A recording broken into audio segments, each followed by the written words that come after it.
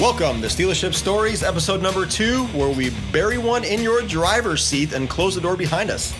How does that sound? Series 1, episode 2. Something like that, yeah. S1E2. That's right. Welcome back. Thanks for listening. I am your host, Lou. And I'm Ralph Gonzalez. And here we are again, talking about the car world, our experience in the dealership and outside, just with the public in general and cars, and hopefully to get some callers or emails or whatnot coming in. We'll get you an email next couple episodes so you guys can start shooting us some questions in the future. We'd love to have a customer that's had bad experiences, which is probably 99% of you. Yeah. I don't think I've ever ran into anybody who didn't say that a mechanic was a thief, or they had something ripped off from them, Sure. or they were lied about something, or overcharged, or whatever the case is. It's just a human feeling that when things happen that you're given a dollar figure for and happen behind closed doors or behind a barrier that you can't see what's going on. I mean, I get it. It's just human nature to be suspect of what's going on, what's happening back there to my car. What are they doing to it? What's really going on? And then it seems like a lot of the information people have is bad. It's people talking bad to each other about their bad experiences. And then again, that's human nature to talk about those things that have happened to you that are negative a lot more frequently than the positive things. It just doesn't seem to be something that gets spread around or talked about as much, are those positive experiences. And hopefully we'll be able to share some of both. Usually the positive aren't as funny as the negative. Not at all, no. But they're out there. Yeah, they definitely got positive experiences. And like we talked last episode, there's many people that I'll never forget, interactions I'll never forget with people that I've had over the years. And especially working in Highline in such a small area, we get just such the most interesting group of people, in my opinion, that we could have as clients. You get college professors, you get engineers, a lot of engineers, a lot of engineers, and then there's more engineers, and then more engineers, and then that one guy from was other companies. One guy was an engineer. Engineer trainers, You can talk to me like I know what I'm talking about because I'm an electrical engineer. I build engines for a living, and therefore I know everything about so engines. So don't try to screw me over. Yeah, you don't know what you're talking about, and this is what I want you to hang on my car. Well, let's jump right into a story right there real quick. Story time. Here we go. Story time. We need a belt. Oh, that's the other bell. Yep. We got we'll get our soundboard going too. Yep. As soon as our sponsors kick in, wherever you're at, sponsors, give us a holler. As soon as we can get someone to head this whole ship up, get it going the right direction. Let's go. We need someone to drive this boat. Right. So a customer brings a car in, and the code for a check engine light just happens to be thermostat. And all it meant was the car did not warm up as fast as it should have. A V6 Mercedes needing a thermostat? Who'd have thought? What? Google, you'll figure it out. So, I run the code, and the computer determined that it didn't warm up by the time that it should have. It could have been one cunny hair of a second, and the light would go off. Nothing was wrong with the car. You would have never have known if that car did not put the light on. So I tell the customer, sir, it's just a thermostat light. We're out of stock on them. We'll go ahead and get it ordered. And when it comes in, we'll get you back in. I am not driving this car this way. And I said, well, what's the problem? I make these kinds of engines, and you can't drive a car that's overheating. Oh, right, yeah. Never said it was overheating. You told me it needs a thermostat. Well, yeah, because the code said so. But it's, most damage is done on cold startup. And if it's overheating, okay, I get that. But cars have ran for 20 years and having cold startups with no issue. And then his wife turns to me and points the finger in my face and says, you don't talk to him like that. He's an engineer. He knows what he's doing. So arms in the air. There were cases where I did wish you get involved in the customer interaction, because I may not have gone about it that way. And that's one of the things of being a service writer in the forward facing 99% of the time. And this is the same. I've worked retail, when I was in college, I worked retail jobs. So I, understand being down on the front lines on the retail side too, but you can't express what you're feeling or thinking Lou, on the other hand, likes to, extremely exuberantly express what he's feeling or thinking, and that's something I've always appreciated with him. You don't have to guess what Lou's thinking. He's gonna tell you. He's gonna tell you. And usually with hand gestures and a lot of swear words, but or a face. Right. There's that face that just tells you 20-foot radius, stay away. Usually accompanied by 24 up to 48 hours of silence at times. sometimes 2 weeks. Just ask the wife. So, and that's a big thing that people have to overcome is their ego, is getting past that, and going to a place and understanding that you may not know everything about every little thing that people see on cars. And that's, again, where we're hoping to come in and help people out. Is one thing about dealerships is you see the same cars over and over and over again. We get the volume that you're not going to get anywhere else with that specific issue, and even in that area. And they're all made the same. Yeah. Very little has changed from model to model. So when something breaks in one, you've just pre-diagnosed the next 40 with the same issue. Right. And then back to the thermostat, and the reason that sets off the check engine light the way it does is it's an emissions. We got a caller. First caller. Here we go. First caller. You're live with Stealership Stories. Hey, sweetheart. You need to come get the kids to bed. Thank you. First caller. Well, appreciate that. Moving on. We didn't preface this with which way Lou likes to live his life, but I think you got a little taste there. What goes on behind the scenes at his house. But we'll get the kids. We'll get them taken care of here eventually. Yeah, eventually. If the door's unlocked. Right. You left some food up there for him, didn't you? I did. Yeah, I think. That's good. I think. All right. But anyway, thermostats, the reason they set the check engine light off is, majority, I think probably all of the check engine light function is going to be letting you and letting the government know that that car is not meeting its emissions regulations. So when a car doesn't get up to temperature as quickly as it's designed to, it's running in that cold temperature setting in the ECU. So it's running rich. It's not, it's not passing on the information to the rest of the sensors and, ECU the way that it's designed to. And so it thinks that there's an emissions problem, because there is. It's putting out more exhaust fumes than the factory design. It should go into a different programming set after it reaches a certain temperature. When the thermostat is stuck open, it doesn't allow it to do that. So that is what causes the check engine light to come on for that specific situation for a thermostat. That brings me to a good question here. Who's the technician? Well, you are. Yeah. Okay. All right. So, all right. Yeah. So I guess that was just a tip right there, huh? Well, I was just enlightening them a little bit as the background of why a check engine light was and that, folks, is when a technician gets mad because the service advisor tries to pre-diagnose the car and doesn't want to pay you diagnosis because he already checked the codes for you. It's got a thermostat. Yeah, I already used my AutoZone scanner. Right. And he's a gas cat. Right. Hey, I've got one on order. I already put the O2 sensors in the drive. Do your thing. Absolutely. But speaking of O2 sensors, we've had weird issues with those too. So hold on now. O2. What does O2 mean? Oxygen. Oxygen. Sensing oxygen. Okay. It's reading the output of the exhaust basically in your vehicle. Some cars have one. That's all I know. Some cars have 4. Some cars have, I don't know, 0. A lot. I guess. Servicing cars. My Camaro I sold to get a fucking van. Yeah. Right. Oh boy. I had to bring that up already. But about the Corvette. Oh, yeah, I don't want to talk about my past cars. Yeah. But back to where do we start this?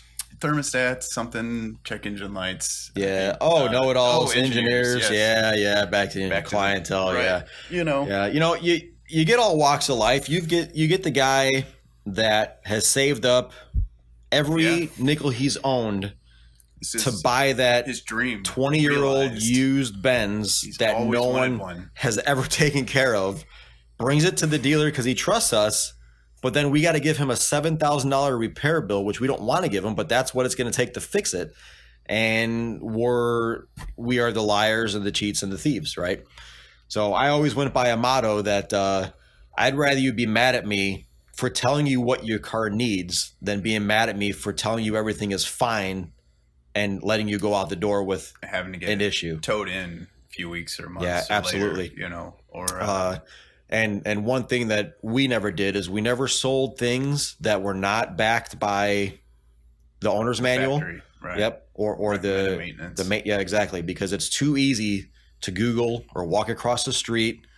Well, there's none across the street by us, but walk across the street and ask, another shop, hey, here's what they're trying to sell me. And no matter where you go, the current person you're talking to is always going to call the previous person a liar, a cheat, or a thief because they want your business, right? So for us, the best we can do was prove to them, here's what it shows, here's what you need, here's the sheet.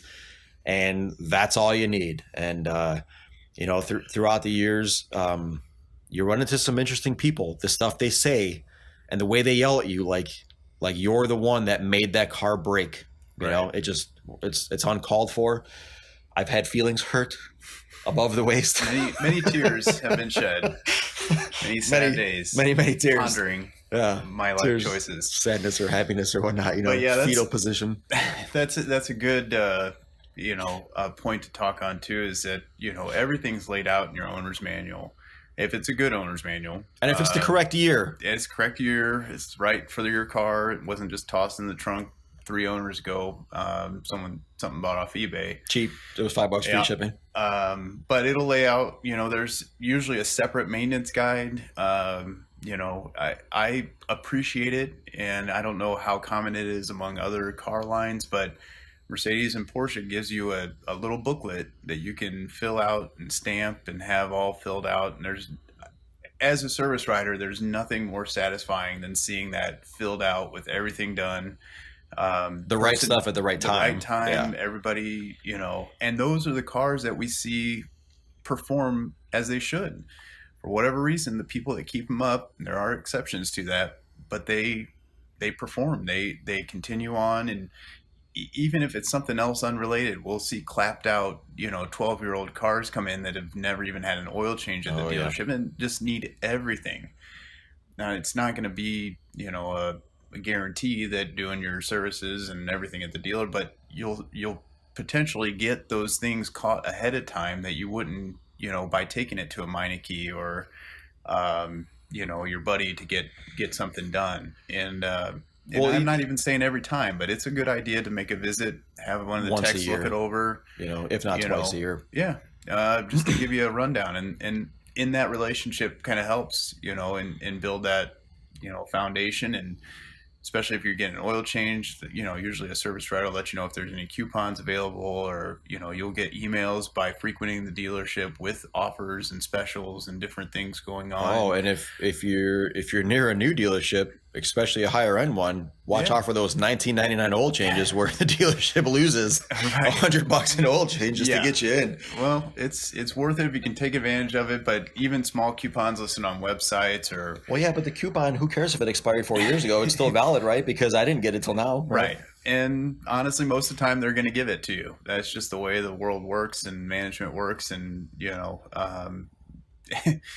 it's a pain, but a lot of times if you're cool and nice and go in there with a open mind and just being a cool person, just don't be a dick. It goes such a long way because it does. Nobody wants to help the guy who's yelling, screaming at the counter, pointing his finger, calling you names, right? Why in the world would I want to extend my hand and try to help you, even though that's what we try to do to everybody. Right. But those are the cars we try to get it out as quickly as possible. Oh yeah. Take your shit box and get whatever the hell out. You want. We'll put that part on and get the thing out of here. We obviously, if you don't care about your car. Right. I don't care about your car. You don't care about what we have to tell you. You've already got your mind made up. You're YouTube certified, right?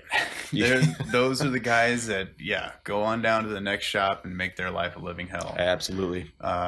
But the people that trust us and that are willing to spend the time and get to know us and talk to us, and we can tell they care about the car and we care about them and the car. Those relationships will flourish and they'll be good, and everyone will be, will benefit from that. So just be kind to your fellow human. Goes a long way. Don't be too kind. Don't be too kind. Don't listen to him. Be kind. No. I was accosted in the driver's seat of an E350. I was accosted. I got to figure out what that word means, but I'm Yeah. pretty sure it means touched unwantingly. Well, Sitting in the story time, sitting in the front of the driver's seat, and the customer, tells me that his wood trim is fading, right? yeah. And I don't know, whatever the case is, and he leans in, reaches over to touch the shifter knob or something, and as he moves his hand, it kind of brushed both of my thighs. Outside thigh, inside thigh, shift knob, inside thigh, outside thigh, shift knob. That does happen. If you wouldn't have had your pelvis thrusting towards the shift knob. Oh, we've got another caller. Go. And no, we don't. He's gone. All right. But I don't know how they got the number. the situations will be it will vary by region and clients, but yeah, you'll get all kinds of fun people in. And the best time to get the best personalities, what time is that, Ralph? Tax time. Tax time millionaires. Hey, coming up. What you think We're about my almost there. Mercedes? I got this Mercedes Benz. Oh man, I just spent $2,500 on this Benz. Well, they don't have to have that accent, right? But my radio don't work. Oh yeah, it's the wheel's falling off. Well, let's sir, get that it radio needs four radio wheel fixed. bearings. The tires are bald. Nah. Lights But what you think about my Mercedes though? Oh, go ahead and give me that $1,600 radio. Let me get that hood star too. I gotta get that hood star. Sir, but your mirror's falling off. Yeah, but that hood star though. That $12 hood star. How are people gonna know I drive? Wait, what you mean it's $12? I get one off eBay. If I get off You're eBay, not put gonna it charge in. me to put that in. What if I go to the junkyard? If I go to the junkyard and put it in, come on, just one time. Ain't no one got to know. Yeah. Mm-hmm. Oh yeah, tax time. We love you. Ah, boy. Tax time Same ballers. for everybody. Everybody's choose to spend their tax return somewhere else, and we do appreciate you that spend it at the dealership. we will take that. That's good too. You wait all year and you get your taxes back, and that's when you want to get the car up. It's good. We appreciate that. But yeah, you go buy a car with your hard-earned dollars that you don't ever have to scrap and save for that car, because it's not a good starting point. Right. If you scrapped and save over and above beyond that car, then you're fine. Then you're good, because then you got what it takes to fix it up and make it what you want. Enjoy that car. It'll be good to you if you be good to it. But you go get a car that is a great deal, there's a friggin' reason for it, right? I mean, yeah. If we had two so far key points, number one, don't be a dick, and number two, don't buy outside your means. Absolutely. I mean, come on, it's a Mercedes. It's what do you mean? My oil change is $125. Right. To us, it's so commonplace. It's hard to be taken aback by the cost of things anymore. We see those numbers on paper, and it really means nothing to us. Yeah, it is what it is. That's cars broke. Here's what it takes to fix. Yep. Yes or no kind of thing. If not, I always try to give people, two choices. Here's the diagnosis you'd pay to come pick it up today, or here's the amount it would cost for us to fix it and get it back to you. And most shops too that I hear, dealing with people on the internet is, the client doesn't know what they're being told. So True. On your end, you say it'll take $7,000 to fix your car. From this problem to the 23rd problem, all they heard is they want $7,000, and all I brought it in there for was AC. Just one thing, right? They didn't ask what's the parts and service breakdown. They didn't listen to what the parts and service breakdown was. Sure. They just heard the total amount, and that's what freaked them out. So what we tried to do is we would categorize what's most important, because not everything is death defying. And 9 times out of 10, when a shop tells you that you're either illegal or you're going to die, it's a scare tactic to get you to buy the stuff. True. Unless they can prove to you why. Always ask why. I had no problems walking the client out to the car. And notice I keep saying client, right? Not customer. There's a difference, That's right? key. That's good. So it's a good move. I keep forgetting to say customer. No, but I would walk the client out to the car because I had no problem backing up what I was showing them. I would even take pictures. We had emails. We would email people. The more information, the merrier, right? We want you to be comfortable with what we're telling you. You're welcome to all your parts back. I don't care. I'll throw them in the trunk if you want them. We live in technological age. We can FaceTime photos. stuff. I text so many clients every day, and that's made my job a lot easier too. You do get the random, Saturday night, Sunday text, but most people are pretty understanding, and I don't text everyone. It's just probably my top 25 to well, there's certain people that they don't have time for on the phone. Correct. Right. So and they're in meetings all day. It's taking into account their time and how valuable it is, and I can get my point across in a few strings of words, unless it's something super complicated I need to get into in detail. Most of the time it's, you need tires, you need brakes, you need an air filter, you need spark plugs. Here's the cost for this. Here's what it'll be to do everything. Yes or no. We'll try to get it done by tomorrow. I'll let you know when it's done. That's it. I mean, and again, with time, that makes that process a lot easier. You're not going to start out that way, and you may not start the relationship with your local dealership that way either. But those are things that you can think to tell them. It's easier for you to text me. I prefer to be emailed. I do a lot of emailing, tons and tons of emailing, and just all going towards building that trust and building that relationship. Makes the life of a client. But even what easier. you're talking about right now is such a simple thing that no one thinks about. Communication. You're communicating. 90%. How many times do you drop your car off and you don't hear nothing? Anything. Yeah. But you don't make the attempt to call. But then when you do, you get a voicemail and you leave one and they don't call you back, right? Oh man, that as a technician, that was a pet peeve, because I got clients wanting information, right? Or maybe they want to call back and approve the work, and I got to get the parts ordered by noon, or else we're not getting the parts and I can't make that money tomorrow, right? So there was times that I would go around Ralph and I would call the client directly myself, right? Not only because A, he's got 10 cars he's got to call, right? But B, I mean, it's brainless work, right? Any question that need to, thanks. Well, fix it. So, what I meant was, any questions that can be answered. You had all the numbers, right? So all you had to do was tell them, right? Right. I knew the client. All they wanted to know was how much. We already knew by the client, are they going to fix it or not? I mean, you knew by the time you wrote it up, this guy is not buying shit, or this guy is going to buy anything you want to sell him, right? Which is good to the right people and bad to the wrong people. Right. Story time. As an advisor, I had a lady one time walk up. This poor lady must have been 85 or 90 years old, and she made the worst mistake. She says, I got about $5,000 to spend, and I need to know what my car needs. I said, ma'am, do me a favor.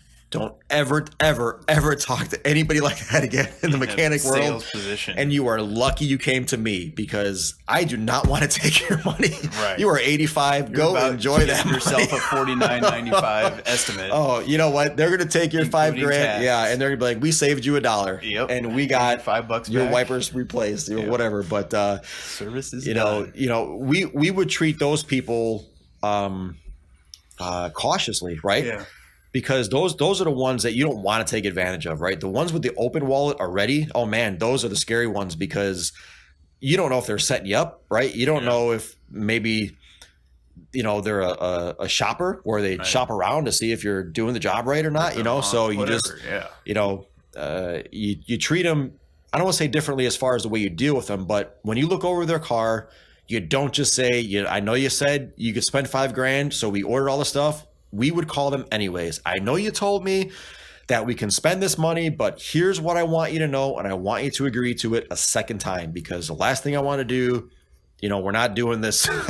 That and it's a good moment or chance to earn trust too. Like if you tell them, if a customer comes to you with open checkbook, you'll have people that want to do everything ahead of schedule, so they have to make as few visits as possible. Oh, absolutely. And that's fine. That's great. I understand that. You only want to come once a year unless it's an emergency. And if your tires may not make it, or your brakes may not make it to that next service without there being an issue, we're going to take care of that if that's the kind of customer or client you are, and you let us know that ahead of time. But it's also a good chance to earn trust when you can tell them that, okay, your brakes are only halfway worn. Technician did give you a quote for them, but this is probably something that you can get through to the next service, and we can check them again then. If the light comes on, you know where to find me, but more than likely it's not. They're only 50% worn, and you've got 40,000 miles on the car. Absolutely. Yep. And that's another good opportunity to earn trust and earn a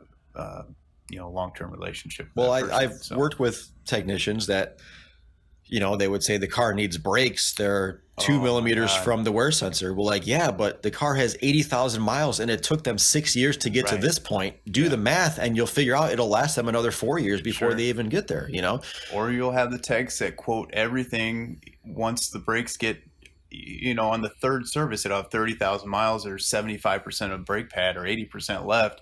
They'll quote them just so that way when the brake light does come on 3 or 4 years later, They want the job. yeah. Well, I quoted that back, So I've used that 6 once years or ago. twice. I'm not No. pulling any direct examples, but Well, but that was when, you could be wary of that type of, if it, and simple things like that you can check yourself. Most brake, at least the outsides, are available and visible through the wheel. You get a flashlight and a mirror if need be and shine through there, or stop by your service center and just have them check them in the drive real quick.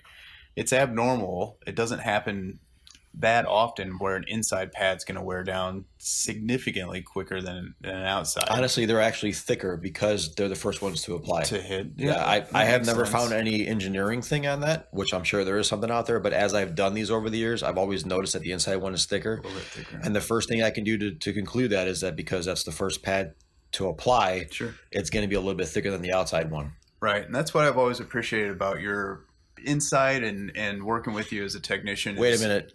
I know. Appreciate my insight. Yeah. But describing things to me in a way that I can Like a baby. Like a baby. describe.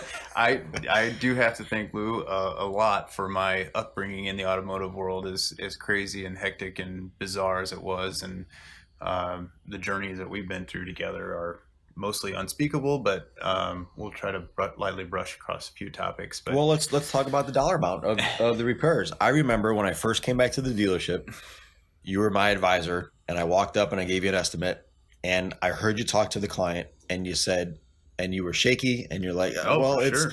it's going to be like $1,000. Do you want to do it? Is that okay? Like, all right, well, first of all, it's not the way you want to approach it, because if you give me an option to spend Right. money, I'm going to say no. Right. I don't care who Yeah. you are. Don't give me the option, right? Sure.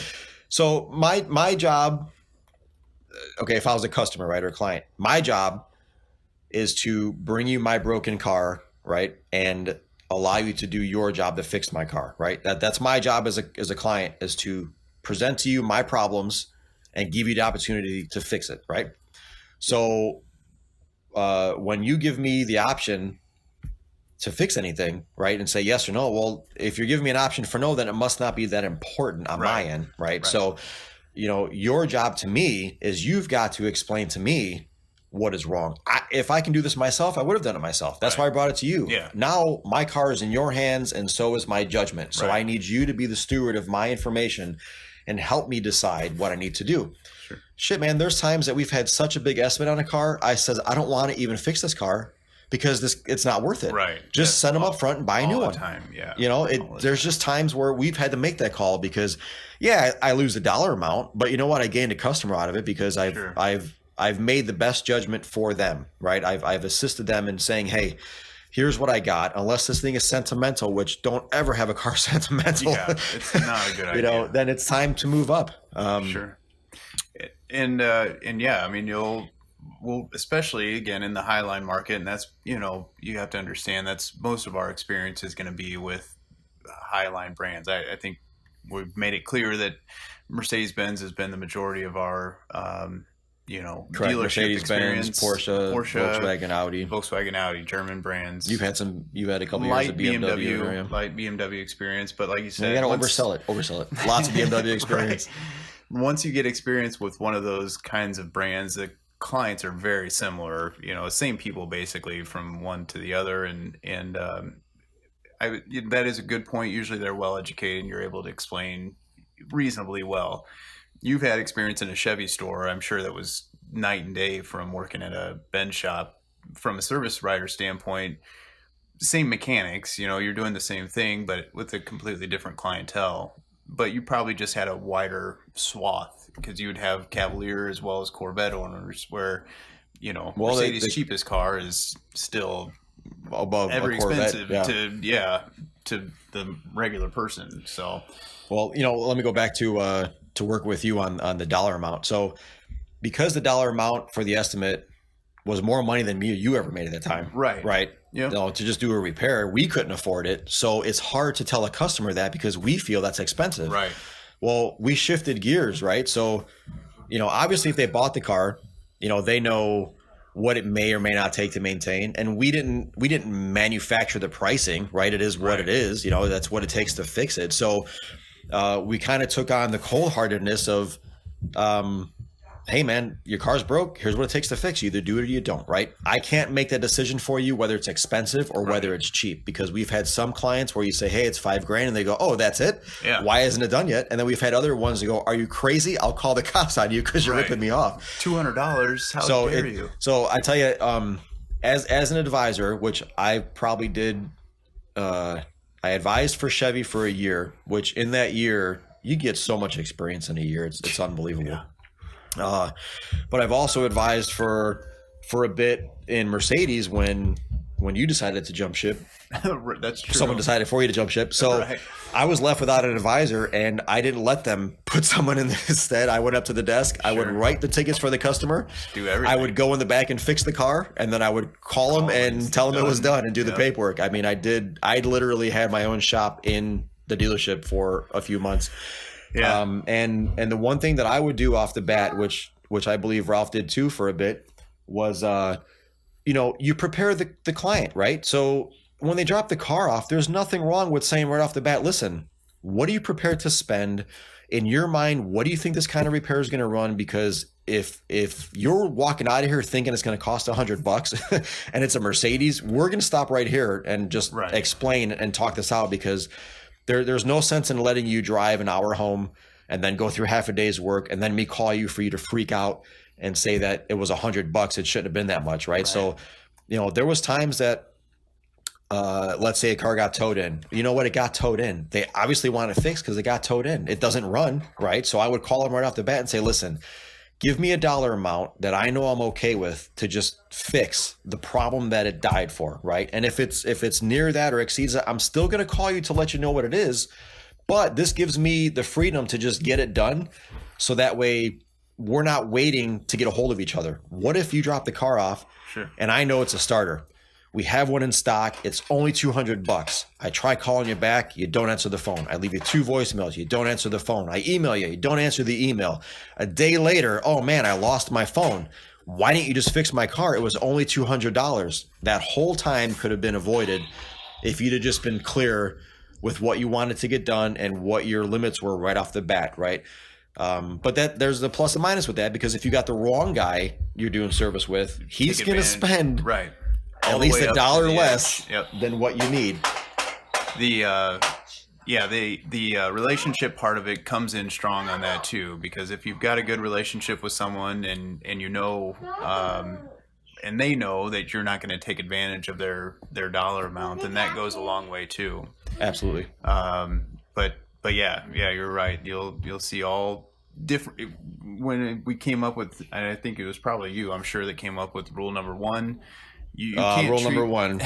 Rule number 1. We'll talk about rule number 2 before rule number 1. And rule number 2 simply is refer to rule number 1. That's right. Okay. And you can't treat that repair or that cost like it's yours. You don't know someone's financial situation. You don't know someone's idea of an expensive repair. You don't know someone's, what research they've done towards this. You have no idea. You're walking that is not your blind place to make that decision for that person. Right. Other than the questions you've asked to start the whole process. And again, you run across people where $5,000 repair, it's my grandpa's car. He gave it to me. Why isn't it done yet? Just call me when it's done. The cost of it's not the motivating factor. Absolutely. So, same thing as the client, right? It's not fair to the service station that you drop a car off, say, I need it diagnosed, let me know what it is, and you walk away, and in your mind, you're like, it better not be more than this dollar amount. Sure. If you already have a dollar amount that you're focusing on, why? There's nothing wrong with communicating that to the service person. Communication is key. It absolutely is. And the one thing that's made us successful is that just nonstop communication. I want you to know what I know at every step of the way within reason. Sure. You got the people that say, I'm going to drop it off Friday. I'll give you 6 weeks. But then they call you Monday and say, hey, is it done yet? Is it done yet? Do you have a diagnosis? So those were the first ones we want to get done, because they would always go awry. But then again, that's back to story time. We don't want to mix up with those. Deep. We've got plenty of time for that, for sure. Plenty of time for that. But we do want to prepare the client for how to interact with the dealer, right? We want to tell you the good things to say, the things you don't want to say, right? Which I believe we touched on. Yeah, some of those we did. No need to gloat your personal accomplishments in engineering feats, on the write up. It doesn't help anyone. It doesn't, you can, I do appreciate it when people, tell me that, yeah, I have experience in mechanical, because there's different ways that I'll explain things to, a 60-year-old lady than I would to a guy my own age, or that I know is into cars and understands mechanical things. I completely understand not being able to wrap my head around something that people just do all the time. My wife crochets. She's constantly making blankets and hats. I don't have any idea how that works. So if she had to explain it to me, it would be in complete layman's terms, right, and twisting whatever she's doing there. But to someone else that also does that, or has an interest or hobby in it, or even a different branch of that type of work, you have an easier time explaining things. And so I think that's helpful. Again, I think the key thing, and it's pretty obvious and kind of goes without saying, but communication in our line of work is everything, between parts, between your manager, between the manufacturer, between the client. Ultimately is where the buck stops. But yeah, those good points, good ideas. And the one thing you kind of touched on is that when you talk to people, I've noticed you always talk to people like people, whether it was a young lady or an old lady or an old man or a tough buff man or something, like, whatever the case is, a manly man or a girly man or anybody, right? Everybody got the same treatment, which was grade A customer service, communication. I want to take care of your car. Just let me do my job and take care of your car. We've dealt with a lot of inexperienced, unknowledgeable people that really didn't know how cars worked at all. And, they were always leery that you're going to pull something over them or talk to them in, a demeaning way or something. And a lot of that's learned, they've been treated that way, or they've had bad experiences at other places too. Or they've never had any, and that's what their friend told them. So right, they're already got the bad taste in their mouth, right, about what's going to happen. And, one thing we've never done is talk down to females, right? Sure. I mean, not only can they send their boyfriend to beat us up, but, they just, there was never a reason for us to be like, well, you're a lady, you're dumb, right? Or you're a guy, you don't know, you're a house mom, or whatever the case is. We've never done that to people, but, you hear about it a lot, and it's still a shame because, never down somebody for not knowing. It's your job, if you know in that profession, to make them educated as they want to be. Right. And the way to do that is ask them, how much do you want to know? Do you want to know the basics? Do you want to know in depth? Do you want me to get you engineering specs so you can make one yourself when you go home? I mean, sure, there's nothing wrong with that, getting that communication out of the way. Good stuff. Yep. I think that's also a fair point in just not knowing who controls the finances. A lot of times the husband or boyfriend or whoever is going to have to ask the wife anyway, or approve it with them. And a lot of those relationships are built, if they know that you treat their wife well and with respect, and, they're going to trust you without even meeting you potentially. They could have that knowledge and foundation kind of built ahead of time that you can build off of, and make them feel welcome and comfortable and at home. And I mean, that's huge. Once someone feels comfortable with you and they can, laugh and joke, and you can kind of, share. And I again, that's something I always appreciate about you, is kind of being able to take tension off a situation. Doesn't always go as planned. Sometimes, sometimes you'll interject what I believe is a hilarious quip, and people aren't quite ready for that. Yeah, sometimes lines are crossed without foot in the mouth. Yeah. Sometimes people aren't wanting to take light of the situation, and that's another thing from our side of it. We see this day in and day out.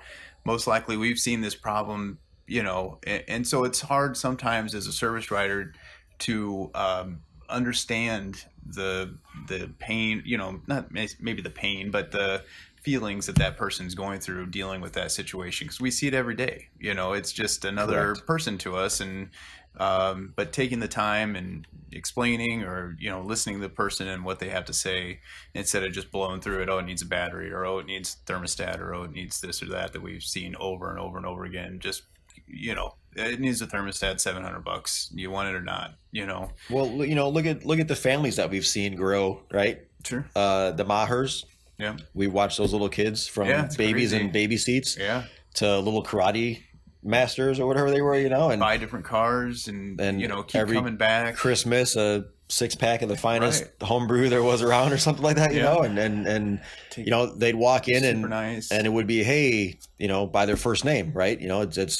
That's something that if you can find that with a shop, or if you are a shop that has that, you've got something good there, and just keep it going. Don't stray from that kind of thing.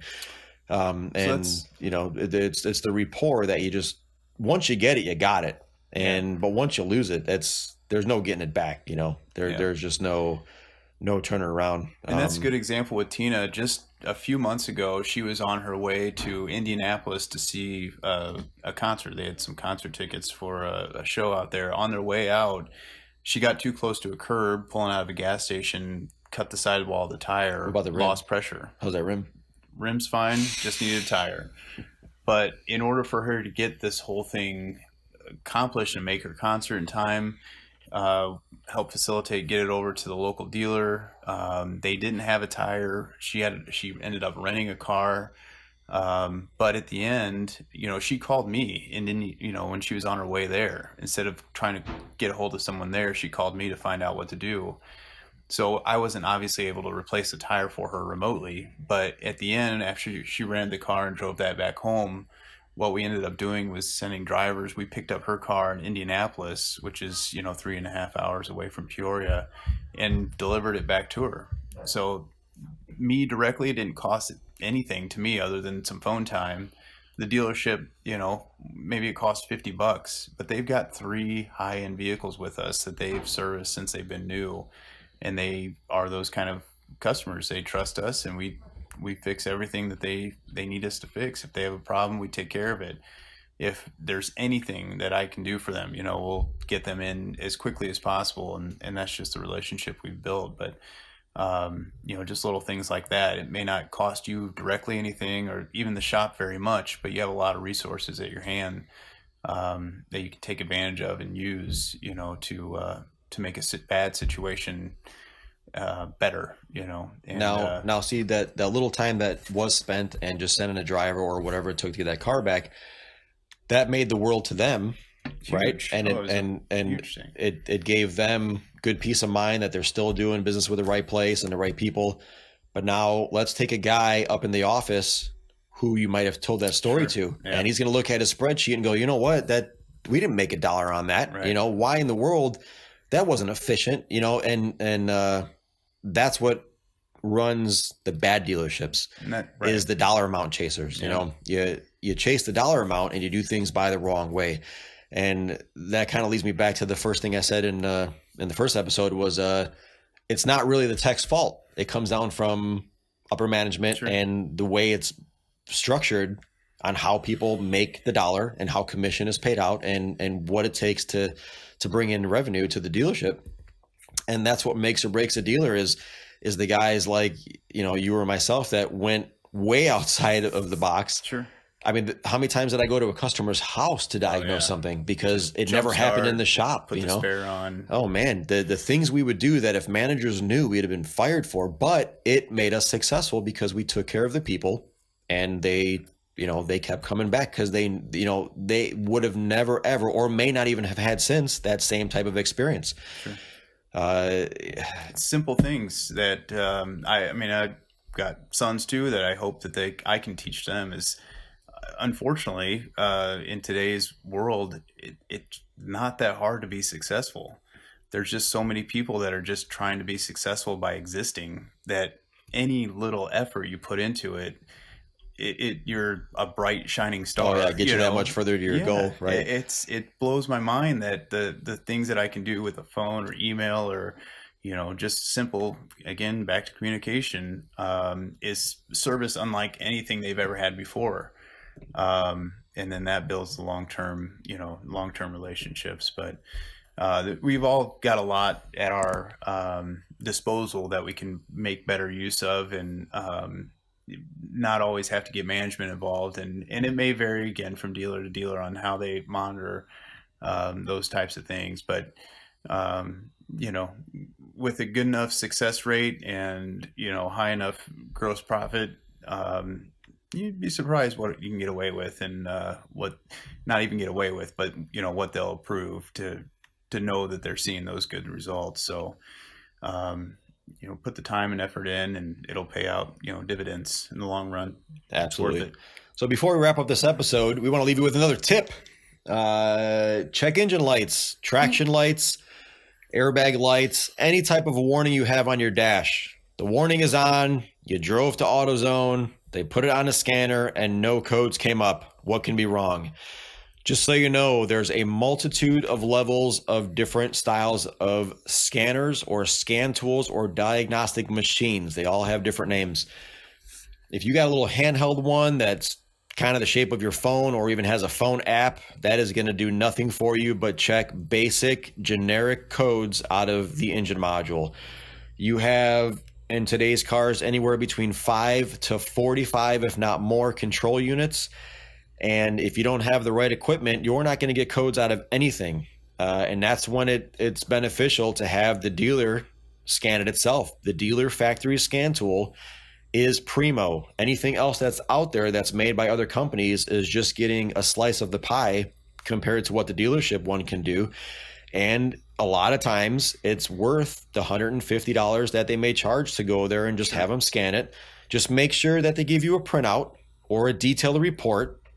Don't go to a shop, pay for a diagnosis. They bring it back up and say everything's scanned fine, no worries. Nope. I want a printout. I want pictures. I want something, hard copy showing that you scanned it. That way that way you get more peace of mind, right? Just verifying on the back end that's what took place is all that it needs. A lot of times I deal again online with many people. They want to fix it themselves, which I can respect and appreciate, but there's limitations to what you can get out there in the outside world. There's just some things you don't have access to and you cannot do. And you can end up spending far more than you'd ever need to when you just got a guy that's seen this engine, seen this code, seen this situation time in and time out. Yeah. It's not going to be every time, but the majority of the time the cars fail in a sequential or a common type of way. You'll just see the same failures on the same engines, throwing the same codes over and over and over again. That doesn't mean they're all broke the same way, but at least we know what system or what area we need to go to figure this out, and anytime you bring the car into a shop for I'm going to use that term diagnostic loosely because it really doesn't mean anything. But you're not stuck to anything. You go to the front desk and you say, listen, I have some warning lights on. I would like you to scan my car, tell me what the codes are, and if you have an idea of what to fix it, shoot me an estimate so I know. Maybe I want to repair it myself, which is fine, or maybe I want you to go ahead if it's something that's out of my capability, right? A lot of people that I deal with say the same thing. I already had a full diagnostic scan. Nothing came back on it. Well, a diagnostic scan doesn't mean anything. It doesn't mean that it tells you, hey, this is broke. That's not what it does. It just says this system has a fault. It's not meeting the specs that they want to see within a certain amount of time, yada, yada. Yeah, it's such a small sliver of the overall picture of fixing a car. Exactly. It's like I'm good with analogies. It's like MapQuest. You put in an address and it shows you your A and your Z, right? But then you can click turn by turn and get the fine details. That's basically the diagnostic. You run the test and it shows a smidgen as to what codes were in the module.